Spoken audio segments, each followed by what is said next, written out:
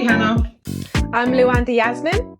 And I'm Anissa. Welcome to episode 24 of Ethnically Speaking, the show where we discuss everything affecting the UK's highly melanated communities, from current affairs to pop culture and everything in between. We always keep it 100, and this week we're talking all things controversial Christmas ads, why we're so obsessed with taking pictures and videos of everything, donating money to charity, and if we would call our partner daddy. So let's go, Luanda.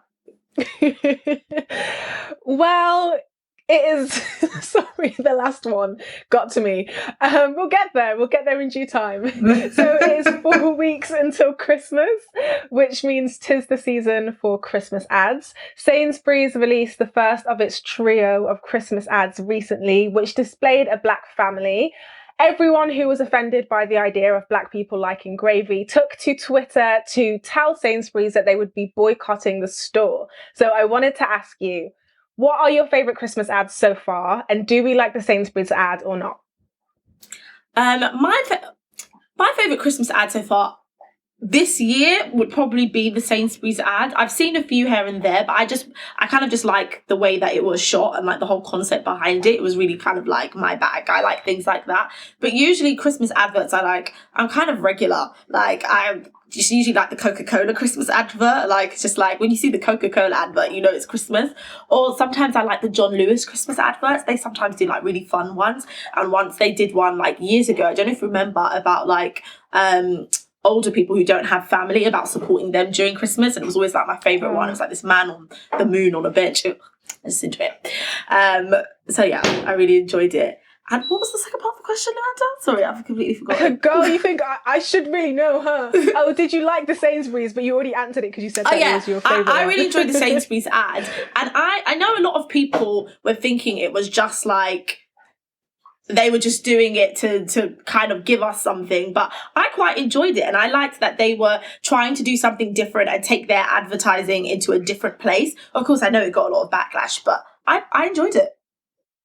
Yeah, I mean, I don't know if I'm one of those people that love Christmas. I really enjoy Christmas, but I know there's some people who like diehard fans. But I'd probably say my favourite adverts, like number one, I've got like three. Number one is the Coca-Cola advert where the van is going through like a small town, and then they ring the Christmas bell, and then you just hear holidays are coming. I love that advert. They show it every year. I think it's just so festive, and I just think I just love the tone of it. I don't know why. And I don't drink Coca-Cola, but it's very, very good marketing. I also like John Lewis's advert that came out about 2 years ago. And it was the one about the little boy who was just so excited for Christmas. And he had the calendar and he kept marking it down, and he started getting frustrated. He's like, oh, when's it coming? And you're thinking it's because he wants his present. But on Christmas Day, he walks in with this like badly wrapped present to give to his parents that he'd obviously been waiting the entire month to give, and that one chokes me up emotionally.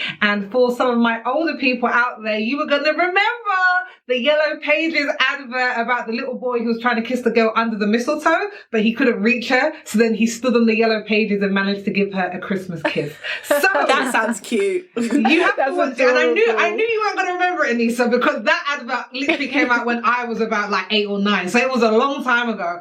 But I really love the thought that they put into Christmas adverts. And even though they're trying to advertise, a lot of the time it's about a message of togetherness and bringing together. And I think that's why it was so disappointing, the backlash that they got from the Sainsbury's advert. Because you're like, I could not understand what was offensive about it.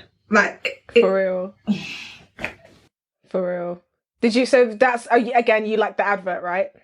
I love the advert. Like Sainsbury's says they did 3 adverts, right? And in terms of like, let's say, were the adverts like perfectly pitched, or do we think that Sainsbury's was trying to be too woke? I don't know. That's something I would ask you ladies, because I thought the advert was perfectly pitched. It was about showing home videos. I thought Sainsbury's was really innovative in the fact that chances are we might not be able to film with each other. So pulling out this concept of the old family videos, and then you're having the conversations overlaid over the adverts and hearing people talk about what Christmas means to them. I think it worked so well. And I was just confused. So when I saw the backlash before I saw the adverts, because guys, I have Sky. I don't watch adverts. Do you know what I mean? I don't watch adverts anymore. I'm just like this. That's why we're talking about our favourite Christmas adverts, and we're barely mentioning things from 2020 because no one watches adverts in 2020. I don't watch TV. Exactly.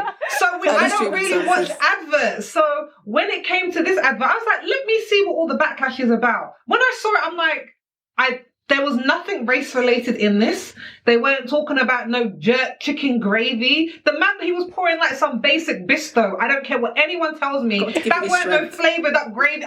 So for me, I'm like, I don't understand what we're taking offence at. So, right. Yeah. Yeah, I hear that. I really liked the advert as well. It didn't offend me. I thought that it was great. Like, I didn't think much of it at all until the backlash happened. Like, when I saw the advert again, Sophie, I like the things that you liked about it. The fact that they worked in Corona and it was a phone conversation. And clearly they had to think of how are we making our Christmas adverts these years while still adhering to social distancing guidelines. The only thing that I would say is that I thought that Sainsbury's had like 1 foot in and 1 foot out of their response to the backlash, because initially I thought that, okay, they're saying all the right things. Clearly the people that are tweeting, that are replying, have been brilliantly briefed as to what to say to these people. But at the same time, they said that they have a trio of advertisements, and obviously it was supposed to be released throughout the Christmas period. And so the second one, Perfect Portions, which features a white family, was not originally, I presume, this is my theory, was not originally supposed to come so quickly after Gravy Song, which had the black family. So it felt like, on the one hand, Sainsbury's are tweeting saying we plan to be the most inclusive retailer and making jokes about gammon inspired by Munya. And then on the other hand, 48 hours after you released the advertisement with the black family, in the midst of the backlash, that was the height of the backlash, you posted the Perfect Portions with an all-white family. Who even knows if that was number 2? It could have even been number 3. You posted that and then you pinned it to your timeline, because whilst you're telling me that you want to be the most inclusive retailer, you're also still intimidated by racist people saying that they're going to boycott your stores. So I just kind of wish that they took that step towards inclusivity and stood firmly in that, instead of kind of like backpedaling, it seemed like to me a little bit. Do you know what, Anissa? I mean, Luanda, I think you're being a little hard on them. I do. Because, like, wasn't it Sainsbury's that just came out with that one for Black History Month, and then they got the backlash for that as well, if I'm correct? I think they did. I've missed it. I can't say. I think it was them. So yeah, Sainsbury's came out something for Black History Month and they got the same sort of vitriol. Now, I'm not saying that what you're saying in terms of bringing up the timeline is incorrect, because I think definitely they've probably done some very key damage control. But I think at least Sainsbury's is willing to step out of the box just a little bit. And I think you're right. Sometimes it's not enough. And maybe we're saying we shouldn't be deserving. We're not asking for crumbs. We should get the whole damn cake, because we've been here for centuries and this is the sort of representation we get at Christmas adverts. So I definitely hear that. But I think when you see like Tesco on the flip side, I don't know if you saw about, there was a black model and she was saying that she feels she got pulled from a Tesco advert after this Sainsbury's backlash. And she was saying she was so excited to be in the advert because it was the first time she had ever been put with a black man to represent her husband. She'd always been put with a white man, and this was the first time that she actually saw a couple that would represent what she sees in her community. Then after the Sainsbury's thing, Tesco edited their advert, and she was just like, you did this because of Sainsbury's, and she went off on Tesco's, and it was in the media, and they were like, oh no, it's just, it didn't work for us, our media company, they came with all these excuses. So I think Sainsbury's should get a little bit of credit for actually trying, because they did the Ramadan advert as well, and a lot of retailers aren't even willing to even consider that, because I think Christmas is a neutral one because you can do lots of families, but Ramadan and Islam, like, you know, they're going to get backlash. So I think they deserve a few props. That's all I'm going to say. Okay, so they already had my props for having the advert in the first place. So let me just clarify my statement, because I'm not saying that we should have like you just said, like, oh, why are we getting crumbs and we should have the whole cake? Like, this is not what I'm saying at all. We have the advert, that's great. But on the flip side, you're actually not like lying in the bed that you've made, because you have the advert. And obviously, like I said, if you've made 3, that means you want them to be like over the Christmas period. And the third advert, which I am hoping, I presume, and I'm hoping, wishful thinking, that it is an Asian family. It's an all-white family. Advertisement. It's white boy cousins. How do you know that, Sophie? If you look online, you can see all 3 of the adverts. And one is a black family, one is a family, I think it's a grandmother and someone, and the last one are 2 boy cousins. Okay, well, that, not that it sucks, but I was really hoping for, I just thought that would have been brilliant if you had like a white family, a black family, and an Asian family. I thought it would have been a great representation of Britain. Again, the third one didn't come out 48 hours after the second one. And it, obviously none of them has made as much noise. I just think that you can do it and not backpedal. There's absolutely no need to backpedal. And so you, like, the damage control, like you said, was them putting out the advert just to remind white people that they still want them to shop at their stores. But I think we're being tough. I don't know if I would. I don't you know guys if are just happy there's a black person in the advertisement, like. No, and also it's with the that's Tesco. not the one. I don't know if I think it's I don't know if I think it's backpedaling. I just want to be one of those naive people, if that's what you would like to call it, that would like to believe that this was their plan of how they were going to roll out the videos all along, and that was just what their intentions were. One advertisement and then 48 hours after that, another one, and he said that's usually how it works. I don't know their marketing strategy, Levanta. I'm not on their marketing team. I can't say these things for certain. I really can't. And especially since they posted a lot of these advertisements first to Twitter, and that's different. Usually you go to TV first and then bring it to the internet. So I'm thinking, I don't know what their strategy was this year. I can't say it for certain, but I would like to believe. Do I think that they are very cautious of the backlash and that they are treading very lightly as not to upset their racist customers? Absolutely. But I do think, I don't know if I think they're backpedaling. I don't know if I want to say it. And I just would like to add as well, I'm someone who used to shop in Sainsbury's. I don't anymore because it's not my local. I did really enjoy Sainsbury's, but I need them to bring the prices down. Then I can enjoy it.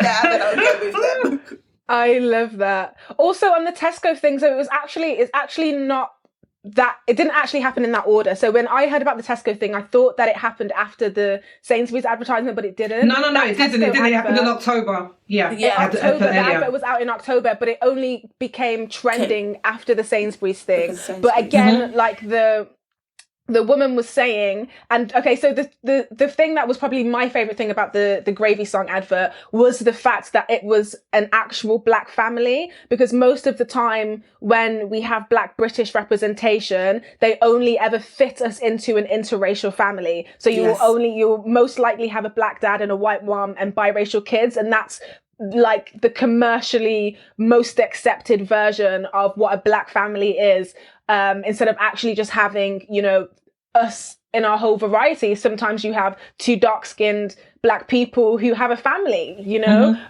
All 3 of us are from those households, so it's nice to see that. And someone even commented on that on the Sainsbury's one, and again, so the model from the Tesco's ad said the same thing. She said, I'm usually with a white husband, and I was just very excited to be cast with a black man playing my partner, and it was a shame that it got cut from the end result of the advertisement. And you know, Tesco came back with the percentages, and they said, you know, we have this amount of black people in our love stories, and this amount of the black people in the love stories are leads, and all of those things were happening.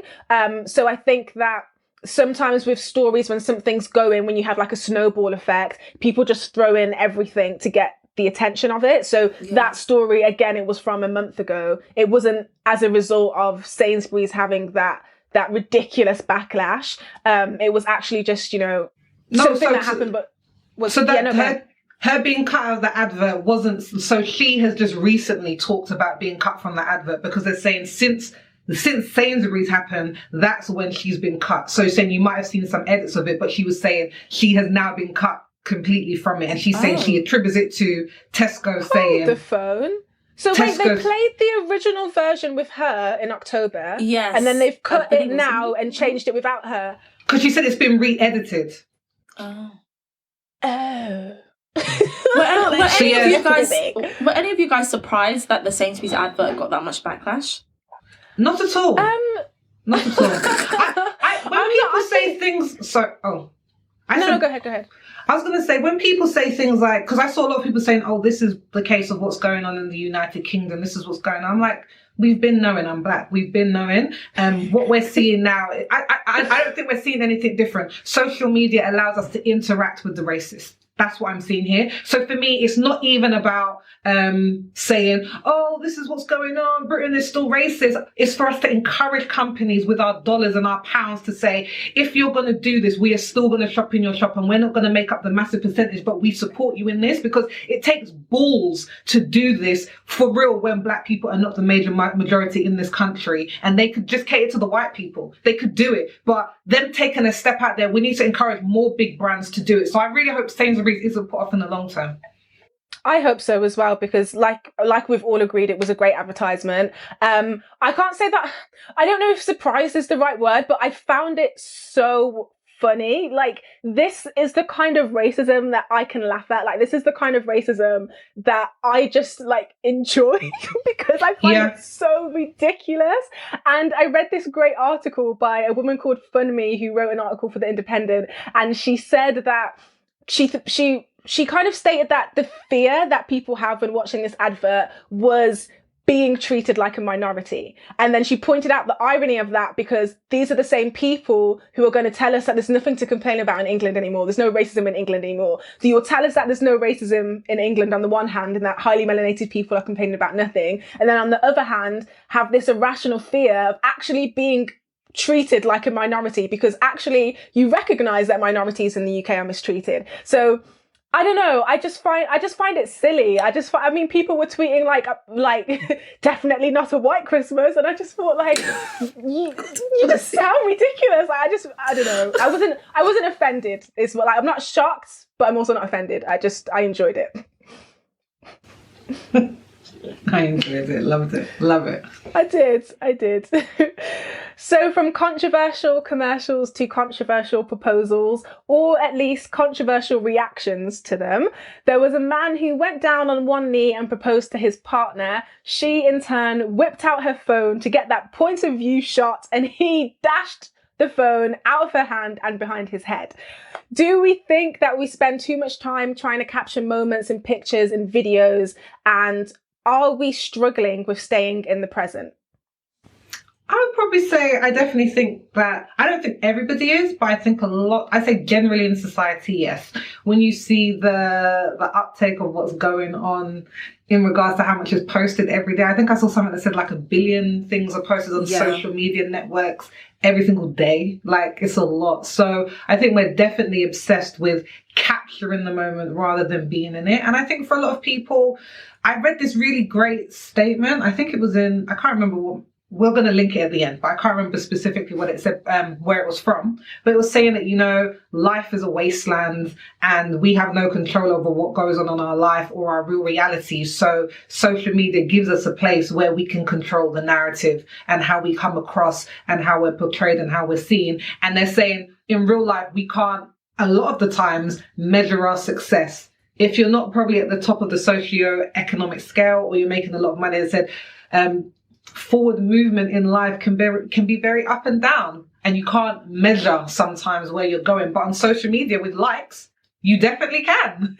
You can measure whether you're a success or whatever. So I think that's, for a lot of people, they're getting something from it. It's that sense of importance or worth or accolades or street cred, other people thinking that you're doing something good. And I think that's what people are getting from it, but it's actually taking them out of like experience in life. Same. I think I'll agree. I mean, I am a big believer of not capturing everything. And I've spoken previously on the show as well, speaking about like, I don't have a picture with my partner and I would not put that on the internet, because for me it's just like, not every moment or not every part of my life is for the internet to know. It's okay if they only get to know me in one dimension, and that everybody in my real life gets to know me, the full me. And I saw this quote on Twitter, maybe a couple months ago, and it was somebody saying basically along the lines that they thank God that the best parts of their life happen off the internet. And when I saw that, I thought to myself, yes, I actually 100% agree with that. I'm so thankful that the best parts of my life happen off the internet, and that when they are happening, I'm not thinking, God, where's my phone? I need to show everyone. And I actually don't think there's anything wrong with sharing. That's the worst thing. I don't think there's anything wrong with sharing, but I think we've gone past the line of I'm doing this because I want to share it with the people I love, versus I'm doing this to maybe share, and there might be an element of showing off. I can't say for everyone, but there might be an element of showing off. So now it's not as it's not as sincere, or it's not really for us. So I think now, and I wouldn't say our generation, but probably the generation below us are probably going to be obsessed with taking videos and photos of absolutely everything. I think we're still kind of a little bit more level-headed, but I think this new generation that are being born and raised on social media, I've never known life without the internet. It's going to be absolutely tough with them.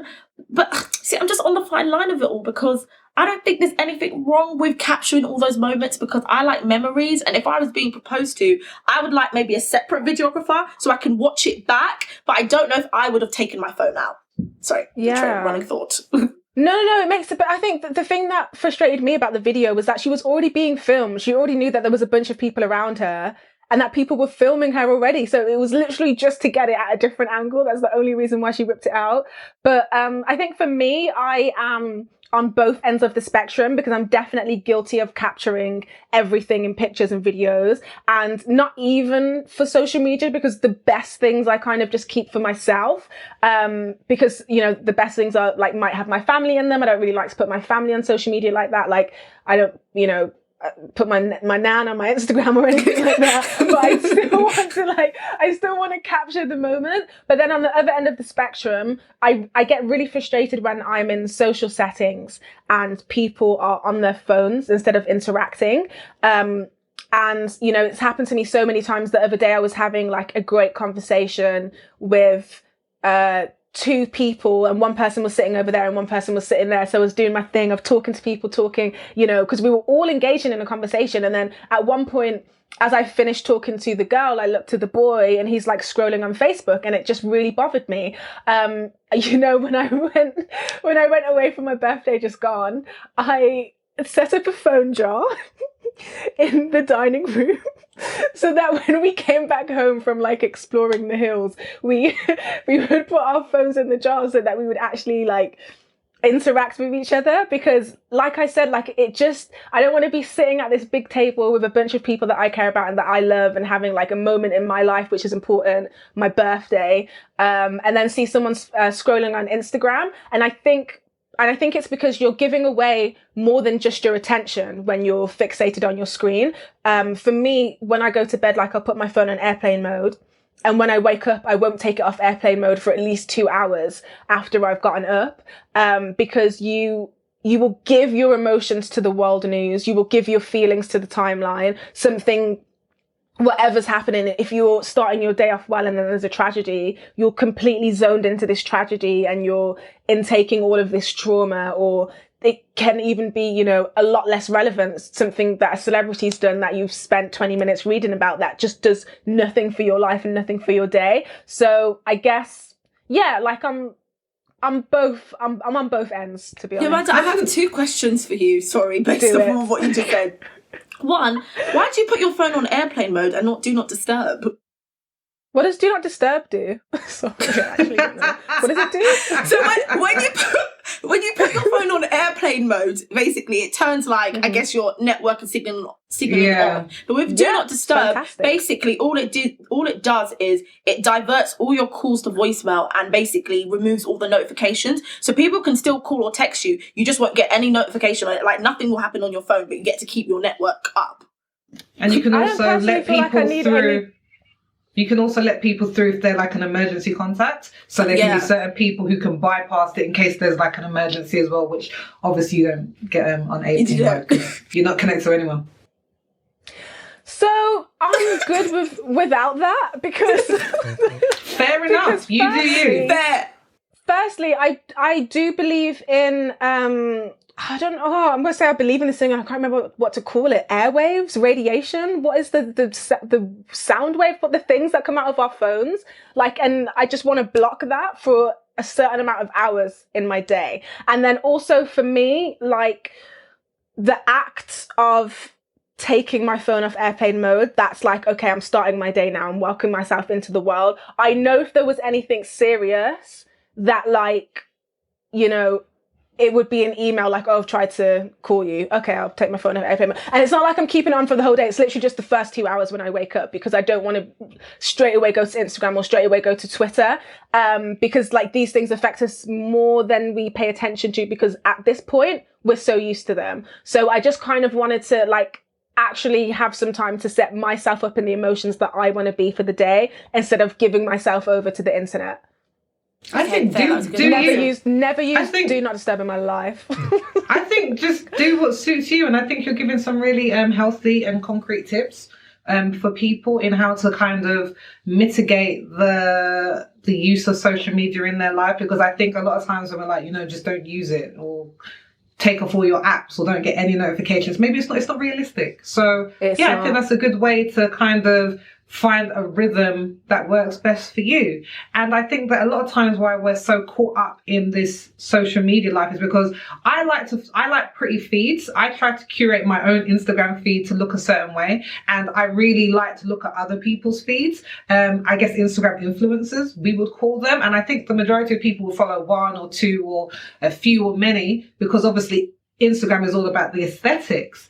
But we don't realize that those people who are doing that is for their job. And they put a lot of damn time into it. Like, it's so much work. I saw this Instagram influencer talking about when she took holiday pictures. She went away with a group of other Instagram influencers, and they were taking pictures at national landmarks and tourist sites with no one else around. And she was like, we got up at like 2-3 a.m. and then we went there so that when the light came up at first light, we would be the only ones there to take the picture. And then you're spending 20 minutes, 30 minutes, 40 minutes, 1 hour trying to get your best angles and this and that. And then they put it online, and then we, as numbnuts, we're like, wow, oh my gosh, they look so amazing. Look at that. Look where they are. Look at that light. Look at this. And a lot of work has gone into it. And I think that sometimes a lot of people aren't realistic about what is going into these images that they're doing, and then people can start to feel inferior as a result. I mean, but Luanda, you can answer this. Like, you do modeling. Like, how much time does it take to be camera ready for the shoot? Well, I think the difference between like modeling and being an influencer is like when you're doing modeling, you're actually trying to be part of a concept. So people are setting you up with your hair, makeup, and your clothes to be a part of a concept that someone has already created. And when you're an influencer, it's like trying to make your life look as shiny as possible. So it's not the same as doing work for like a brand or an editorial or anything like that. It's like, this is my day-to-day life, but it's as interesting, it's as glamorous, as amazing as what you would see for a brand or an editorial, But I'm talking about influencers, because a lot of the ones that I follow, they're at the top of their game, and they are advertising for brands and for major companies like watches, jewelry, perfume, makeup. Clothes, they are underwear, now handbags. But yeah, they're brand endorsers now. And that's, I guess there's this tension between models now saying actually they're taken away from the work that we're doing, because this is a real job. And when you make it seem like you can do it, I guess from your home studio, you kind of cheapen it, degrade it a little bit. I don't know if those are the right words, but you know what I mean. think the opposite. I don't think that's true, because I think the difference with influencers now is that you can be an influencer from us deciding that we like you. And we always talk about the power of the audience, the power of the social media, where if you would see there's quite a few influencers who probably wouldn't be able to break into the modeling industry as it stands, but because they've made a name for themselves as an influencer, they can. And so now what we're seeing is a more diverse range of models. Like, we're seeing bigger bodies, we're seeing darker skin tones, we're seeing natural hair, we're seeing trans people. Like, it's actually fantastic. And I came across someone's page the other day, and I forget her name. I really wish I could remember so that you guys could find her. But she is she's a trans woman. She's a black trans woman, natural hair, dark skin, big body. And she's an influencer. She was an influencer first, and now she's got a campaign with Calvin Klein. Do you think that, you know, if she wasn't an influencer and she walks in with her skin tone and her body and the hair that she has, and she was like, hi, I want to model for Calvin Klein, they would never have looked at her. So I think now that we're giving more power to the people, because actually it's funny, like how we just talked about the Gravy song and things like that, because actually the audiences, the majority of us, we want to see diversity. We want to see people that not only look like us, but that look like our friends and look like our neighbors and look like our friendship groups. We want to see everyone included. We actually do want inclusivity. And I think the internet is proving that by giving power to these people who otherwise probably wouldn't have been able to make a name for themselves if they were just trying to enter through traditional means.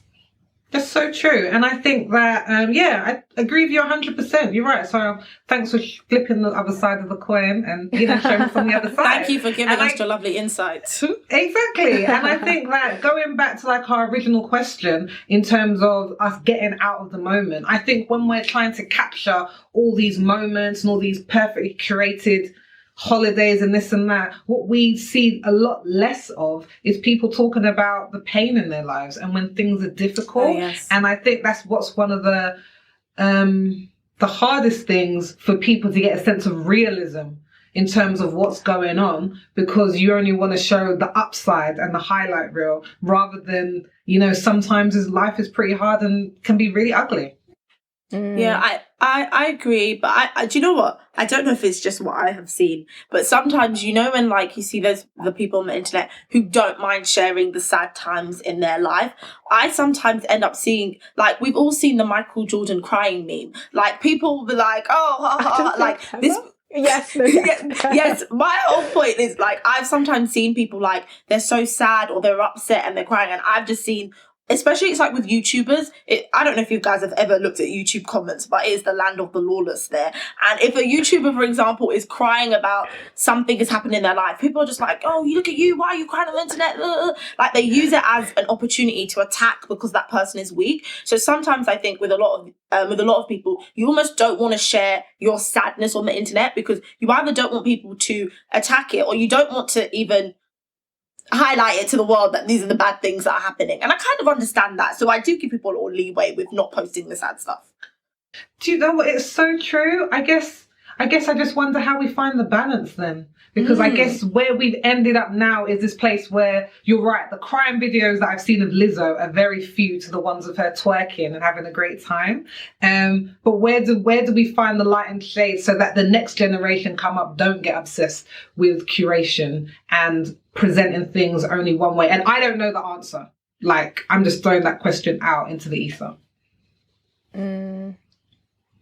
Well, like the on term that land note, of the lawless. I like that a lot. I know, right? I'm telling you, Anissa has the best one-liners, and she's probably going to have some for us. Sometimes I don't even catch them in the moment. Most of the times I don't even catch them in the moment. I'm like, you're so funny. No. God. So you just literally reminded me. How do you guys feel about this? Because I always feel a bit mixed bag about it. You know, when someone posts up a lovely picture of them and it's absolutely like glamorous, then the caption is like, even though I look glamorous, you didn't know that I've spent 10 days crying in the bathroom, blah, blah, blah. And it's like this saddest caption with a glamorous picture. I've always felt quite conflicted with it because I'm like, do you want us to feel sorry for you or to understand that you can still look glamorous when you're sad? Like, I'm always confused about the messaging. I don't know if you guys have ever seen things like this. I've definitely seen things like that. And I think it, like I was saying before, I just think it makes it really difficult to know how do you balance showing reality, and is it even possible? Is it even possible? But we're not going to get to the answer on that one right now. And I know Anissa's going to have some great one-liners up for discover us in the second half of the show, which means that we are at the halfway point today, which means we're giving you 1 minute to stop, take a moment, press the like button, press the subscribe button so you don't miss a single thing that Ethnically Speaking is bringing your way. Okay, so on today's show, we've been looking at a lot of things in the media. First of all, we talked about the Sainsbury's Christmas ad that's been showing on TV and online. We then talked about photo images and videos and living in the moment, and are we getting too obsessed with capturing the moment rather than staying right there in it. And now I wanted to talk to you guys about something in the media that is in the British tabloid press. I'm talking about famous footballer Marcus Rashford, who has donated to a lot of charitable causes, but is probably most well known for lobbying the government in order to provide free UK school meals for those who are the poorest across the country. However, this is not what the Daily Mail has captured in their latest article. They've been focusing on the fact that he has bought 5 properties totaling around £2 million. Now, Marcus Rashford has responded to the backlash, or the Daily Mail, should I say, on Twitter, saying that he came from very little and he has bought these properties in order to protect himself and to provide for his family in the future. Now, we talked about the Sainsbury's ads, and we've also seen a rise and increase in charity adverts, which have been asking us and encouraging us to help the homeless or to provide gifts or donations for those who are most in need. But I wanted to ask you ladies, if you are earning a significant amount of money, how much of it should you be giving to charity versus setting up for your family financially in the future? I have so many feelings. I don't think that Marcus should have had to explain himself, because after this article came out, he was tweeting about how he came from humble beginnings, and I don't think that should have had to happen.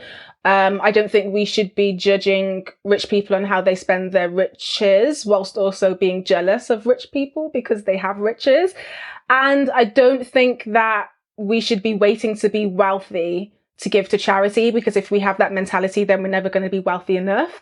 I think we can relate wealth to evilness, and I think when we do that, we kind of then we have the bad rich guy and the good rich guy, and we kind of try to justify in our mind why we are okay with someone having wealth. And so with Marcus's case, like I said, we're like, oh, he came from humble beginnings, he does this and that for charity and blah, blah, blah. When actually, like, as an example of what I think we should be doing, in Islam, you have pillars of faith, and one of the pillars is zakat, which I've probably definitely pronounced wrong, but that is the pillar of charity, which says that everyone has to give 2.5% of their wealth to charity each year. It doesn't say crane your neck and see what the other person's doing and judge them on how much they have and how much you think they should be spending. It redirects our focus to ourselves and how we can be helping.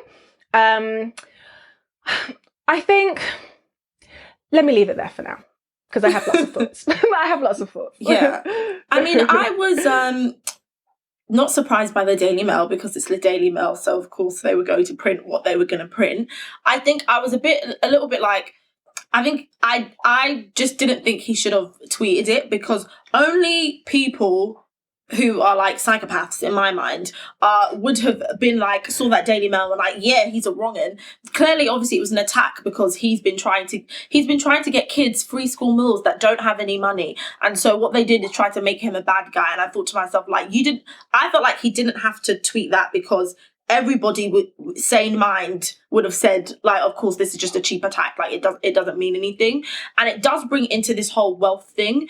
I sometimes find that, it's kind of like, you know, when an issue's happening and someone's like, my favourite rapper, Little Gucci down to the socks, didn't say that this person matters and they didn't come to the rallies. And it's like, but it's like, is that person a politician? Yes or no? So it's like, no, everyone has their own things they stand up for, their own cause. So we can't look at every wealthy person, in my mind, and say, you should be giving X amount of money. And sometimes as the people, we like to dictate things over other people's lives. Now, I agree with Luanda 100%. You don't have to be wealthy to give to charity. I think, you know, it always starts with a little, and a little goes a long way. But I do understand that sometimes with money, comes a little bit of power and control. And with that, you have more influence to be able to change things or implement things that drive a stronger change than maybe somebody on the ground. And it is my pet peeve, and I hate to say it, but it's my absolute pet peeve. And it is wild to say this, but it is my pet peeve when rich people tell me that I need to start giving and I need to give more. And what I mean by that is, I remember earlier this year when everyone's doing Instagram lives, P. Diddy did an Instagram live for charity. It was like a live-a-thon. And he was telling us all, we need to give, I thought to myself, Diddy, I need to keep giving.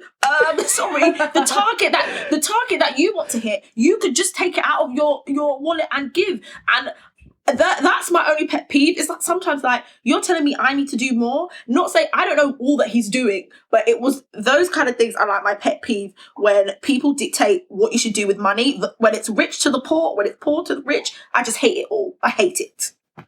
I guess for me, like I agree with both of you ladies, and I was reading globalcitizen.org, and they were saying that the wealthiest billionaires in the world, like if we amassed all of their fortunes together, it would total to like 10 trillion pounds or dollars. It's probably an American written article, but also that is 30 times the amount that is needed to end global poverty annually.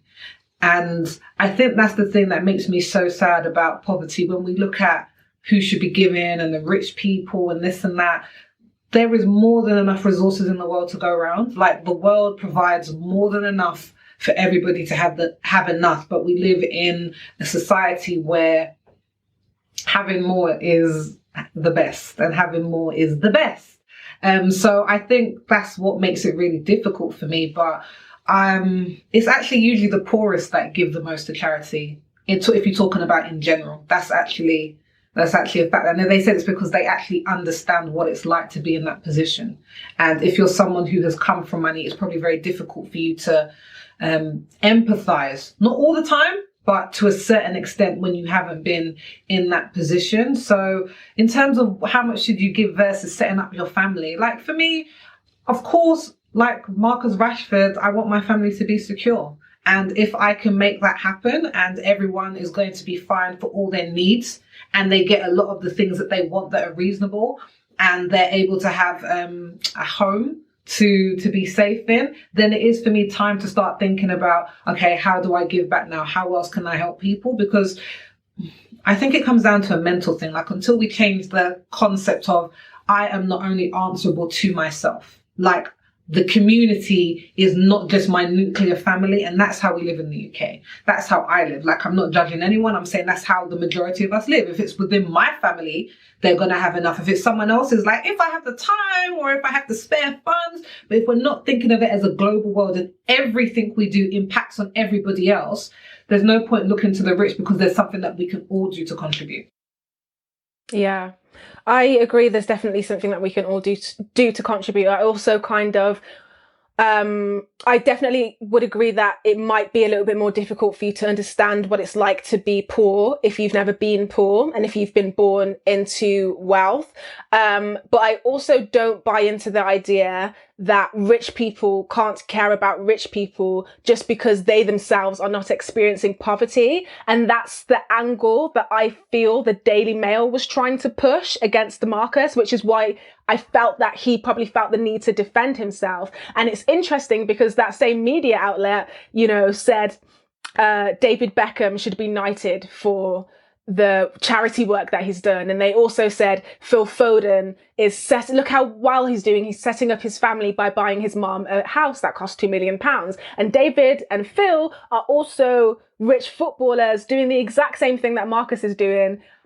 And there's only one small difference between them, but it completely changes the narrative that is slapped upon him. So I just think that's another thing that we should pay attention to. But I think when we're always looking towards, what are those rich people doing? How are you spending your money? Look how much money you have. There's always going to be someone richer than us. There's always going to be someone poorer than us. There's always going to be someone who thinks that we're rich, and there's always going to be someone that thinks that we're poor. So the only thing that we need to do is focus on what we're doing ourselves and how we're helping the community around us. And like Sophie said, the global community as well.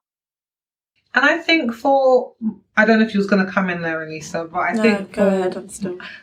Okay, I think for Marcus Rashford as well, yeah, it's not even a little thing, Luanda, it's a big thing, the way that we make it in terms of race in this country. Do you know what I mean? In terms of what separates him from those other footballers, like you said, who are investing in property. And something that my husband said when we were talking about this news article, he was saying, if he spent his money lavishly and then retired in 10, 15 years and then he didn't have a penny to his name, then they'll be cussing him saying, well, why didn't he invest? And why didn't he do like this footballer who has invested? Like the man cannot win. And as much as Marcus Rashford is young, he's a young boy, his career could be over with a tackle. Like one wrong tackle and that's it. He's not getting any more money. He's not getting millions a year. His career is over. It is very transitory. No, it's not transitory, I don't think is the word is, but it's very temporary being a footballer. Like you hope that you can be like Ryan Giggs and play until you're 40, but the majority of people, that's not going to happen. You're going to probably get close to 30 in your 30s and then it's done. And then whatever you have is what you are going to live on for the rest of your life, considering a lot of these boys are taken out of schooling and don't leave with any qualifications, and then they're thrown back into the world to do what? Like the rate of alcoholism amongst ex-footballers is very high for a reason. So the fact that he has taken the initiative to say, this can't last forever, so what am I going to do? Because not all my family might be footballers, so they might not be able to all buy their houses when I can do it now and make sure that everybody is set up. And I think he's the sort of person we should be applauding and talking to younger footballers and say, be like Marcus Rashford, care about the community, make sure you're setting up your family and yourselves, because you know what, this could all be gone in a moment. Yeah, and I just to even add on that, I definitely agree with you guys that maybe all this news coverage about Marcus Rashford has definitely been racially charged. I mean, at first I really wasn't thinking about it in that way. I just thought to myself like, oh, they're really coming at him just because of this free school meals. But I didn't even add that layer on into my mind. But I think Marcus Rashford is a perfect example of two things being true at the same time. Like you can give charity and create change, but also build wealth within your family at the same time and have two of those things exist. You get like, and I think us as sometimes, I honestly think sometimes as people, we can be so one-dimensional. If there's one truth, if there's one thing that's true, we're thinking this is the one solid truth, and not that things can exist at the same time and all be true. And I saw him investing in the houses as building wealth within his family. Like he's the first rich person. So what he's going to do is give everybody a step up, and we're going to create some general wealth up in here. And then also help to feed all the less fortunate kids. But it's the way that it's been portrayed has made people act as if wealth, the only way, it's kind of like going back to Luanda's point, full circle, is wealth is seen as an evil thing. And if you're not using it in the way that the public see fit, then you are this like big evil villain. It's horrendous.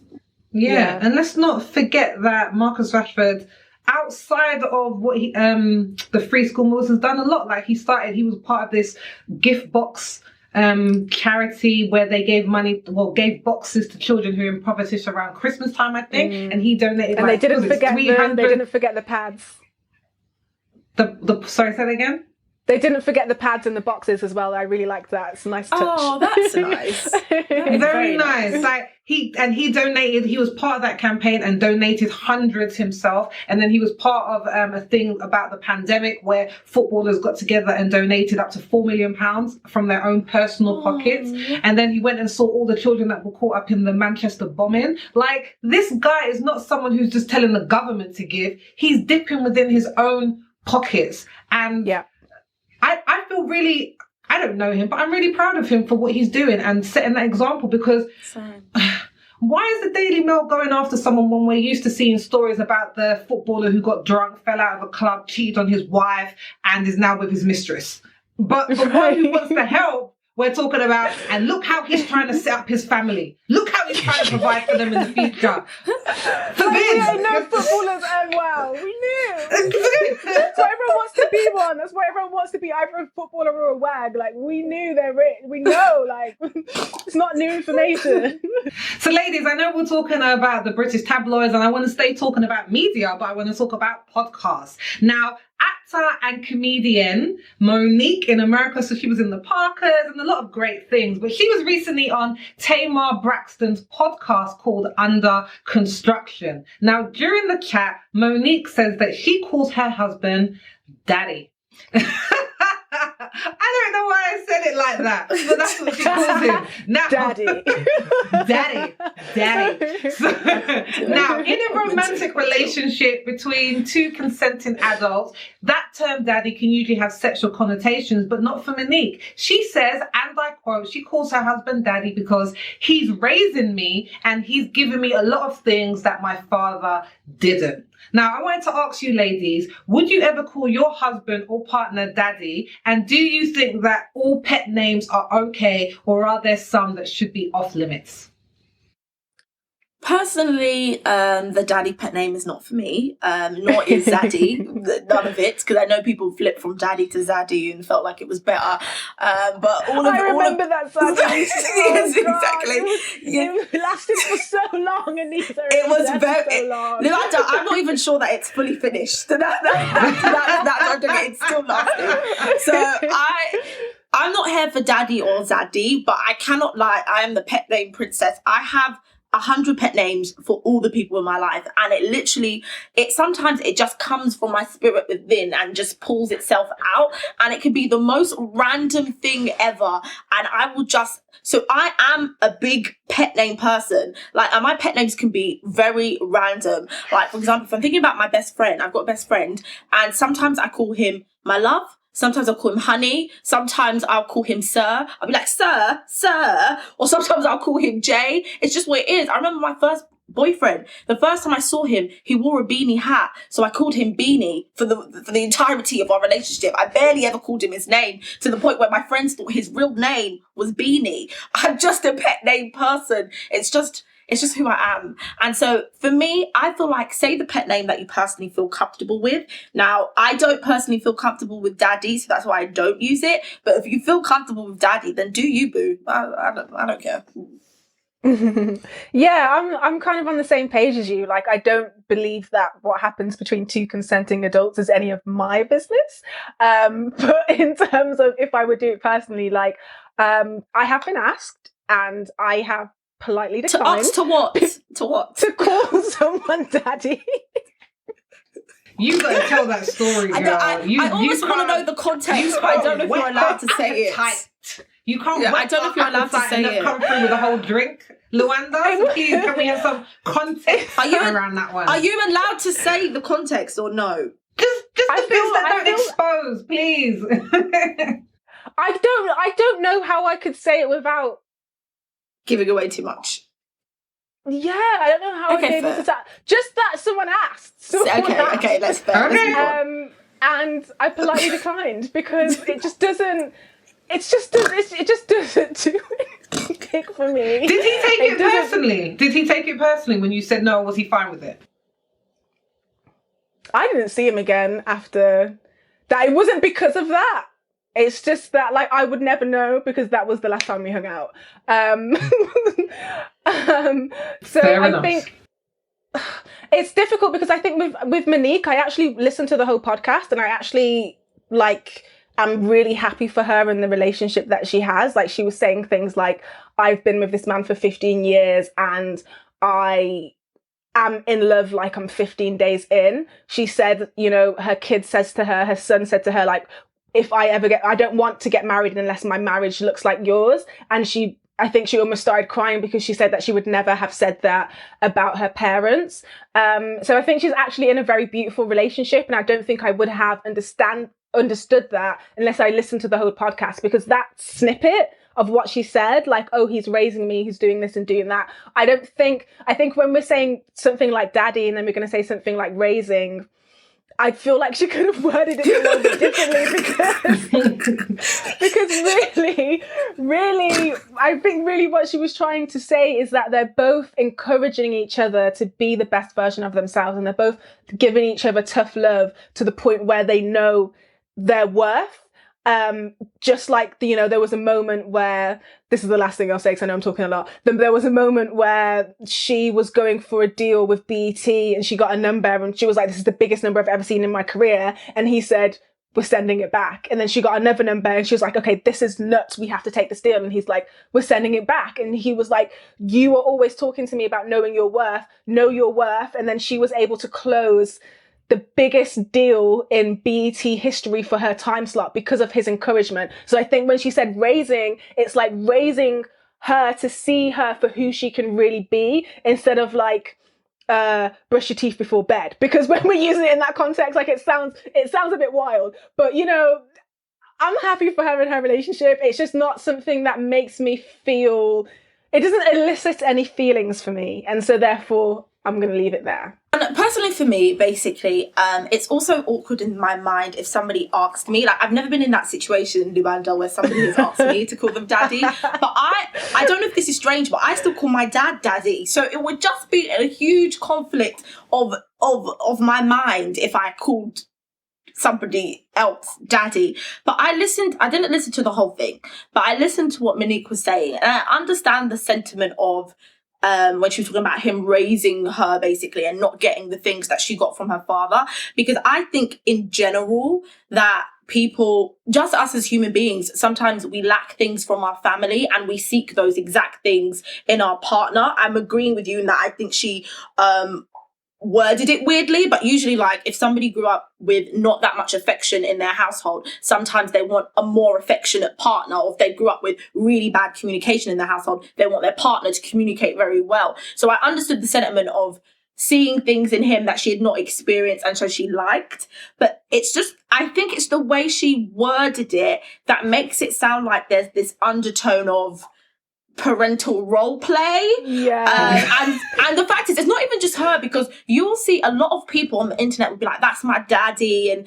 he's my daddy and my zaddy, and if they're Spanish they might say papi and all this kind of stuff. Like it's people's bags. And when I was reading articles about it, they basically said that they haven't really found much research as to why people find it appealing, apart from that it sometimes creates this whole submission kind of dynamic, and they like that, especially when they're fantasizing. A lot of people would think you'd fantasize about dominance, but most people fantasize about submission, and that's kind of where it all fits in. For me, when I thought that after all of that, it still felt like a no. But do you know what, Anissa, I read that same article like in the Metro, and they were saying like 87% of people want to be the subordinate, which shocked the hell out of me. But they were saying 87%. That it's actually 87%. 87%. But then they try to flip it. I don't know what you ladies think about this. They try to flip it and say, oh, but the subordinate is actually the most powerful because they get to say what they want and how much they want and how much of it that they want. They're really telling the dominant what goes. I don't know about that. So I think for me, never will call Jonathan daddy. Never. That's my husband. Never. Never gonna happen. It's not gonna happen. I'm gonna say it. Justin Bieber said never say never, Sophie. What are you doing? The never cancels out the never, which is never. Because it might just slip out once. Never. Because do you know what? The relationship that I have with my father, I can't ever take that name and translate it over into my romantic relationship, because that's what it is for me. I'm like, when I say daddy, I think of my dad, and there is nothing remotely romantic about that relationship, and I wouldn't even want the connotation to come with it. But when I saw that people were saying they say daddy because they're like in that subservient type of thing, it's kind of calling them a boss, or, kind of calling them the lead or the head or whatever. And then they said in this article, well, why don't you call them like sir or master? And they were like, it just doesn't have the same affectionate tone. I'll just call them a boss. I don't get it. But I definitely feel if that gets you off, then fine. Because they were saying a lot of women who want to call men daddy, it's because they're very powerful in their own lives. And now calling him daddy allows them to be vulnerable in a way that their normal life and professions don't allow them to be. Do I believe that? That's all I'm going to say about that. I just don't know what I'd do if somebody asked me to call them daddy. I just need to know the context. Like, are we having dinner and you ask me to call you daddy, or we're in a more intimate setting? Like, I just need to figure out the context. I understand. What do you think, though?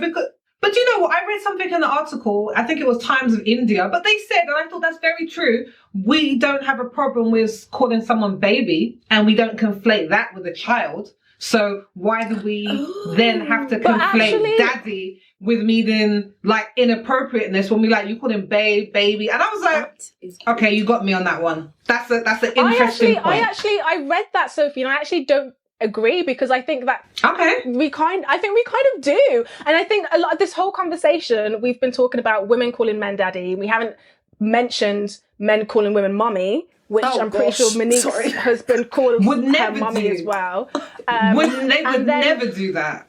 I think like when we're saying things like baby, it's like, you're my baby, like I'm taking care of you, you're my thing to nurture and love and do all this like things, like obviously not in a parental way, but again, that's why when you mentioned why aren't people saying master or sir, it's like it's not affectionate. When baby, you're doing all those same things but in a romantic way. So I think it kind of is. And I think like men will probably be more likely to call their woman baby, and women will probably be more likely to call their man like babe, if that makes sense, because it's a little bit less submissive. Or am I I usually find it the other way round, actually. I find that usually women call their partners baby and the men call their women babe. But you've just brought up such an interesting point, Luanda, and have really scrambled my mind when you said like us calling them babies like a nurturing thing, and oh my gosh, my mind is scrambled. Sorry, Sophie. Go ahead. No, like I was gonna say, I agree with Luanda like part way, but I guess I'm only speaking from my personal experience in terms of I will call my husband babe. I never call him baby. Baby? Right. No, I don't think I do. Baby. I call him babe. But I think it comes from a definitely term of affection. But in terms of a need to kind of mother him, hell no.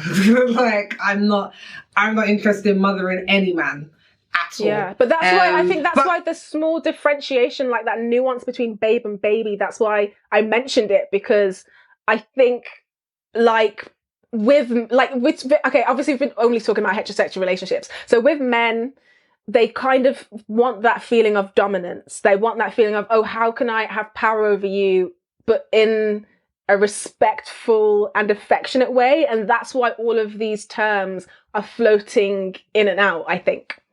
Do you know what? I would probably... I see what you mean. And I say, would you say that it's men wanting to be dominant, or the fact that society tells them that they should be? Because I don't know. I would personally think, do we think men engage with that on that level? Now, an article that I read was saying men are going to be more likely to call women, and especially women in the service sector or entertainment sector, you know, honey or babes or baby cake and stuff and things like that. I think that is about sexuality, and I think that is about a level of dominance. But I think when you're in a relationship, and like we were saying, two consenting adults, I feel that the respect that I have for my partner and the respect that my partner has for me, I wouldn't say that he specifically tries to show his dominance through the pet names that he calls me, because I think they are a term of endearment. But I think it's going to change in different circumstances and depending on who's calling what who, because hopefully if my husband wants to be dominant over me as a woman, hopefully that will show up before the point that we've actually committed to each other, because I'm not here for that again on any level. I'm here for a relationship of equals. Yep. Ditto. This daddy baby thing has really rocked my world. Okay, so what's the craziest pet? Oh, well, I was going to ask you, lady, what's the craziest pet name that you've ever been called? But I don't know if we've got time. My name? I don't know. No. Because I'm thinking of nothing. No. I could be referred to. I have been referred to as a pet name, woman. I know that sounds wild. It's just like, woman, what are you doing? Woman, where are you? Woman. Okay. I get that. I mean, sometimes I have a lot of nicknames like within my family. Like, I don't think I've had any crazy ones in a romantic way, but I have like loads, like all of my family members, we all have about 5 different nicknames. Tell us one, that we've please. like. So, like growing up, I had Scraps. That was probably like the most popular one when I was a kid because I was really thin, and so the joke was that I looked like I'd only been eating scraps, so my nickname was Scraps. Aww, and then I that's so had cute. This is Loopy so sad. Loo, because I was always crazy, like I was always nuts, and I still get called Loop. So Scraps, Loopy Loo, Loops. Oh my gosh, what are the other ones? There's too many. They're all referring to either like me being nuts or me being thin. So Oh my gosh. Okay. I don't know what to say. Well, that's the thing. Like, Sophie? I don't really have that many pet names. But for my husband, if I call him by his name, he probably knows that I'm not very happy with something he's done. So I'm gonna leave that one there. Well, thank you, lovely ladies, for sharing your pet names, and thank you everybody else for watching and listening. Another episode of Ethnically Speaking. Let's keep the conversation going. Would you call your partner daddy? Let us know in the comments below. And for even more of us, be sure to click the link in the description where you can get access to Extra Ethnic, a special segment that is available exclusively to our email subscribers. For a summary of everything that we've discussed in today's episode, head over to unitedmelaningroup.com/ES024. There's also a link in the description for that below. If you are watching on YouTube, don't forget to like, subscribe, and hit that notification bell so you do not miss a thing. We'll be here same time next week. Wear a mask, wash your hands, social distance, stay safe. Bye.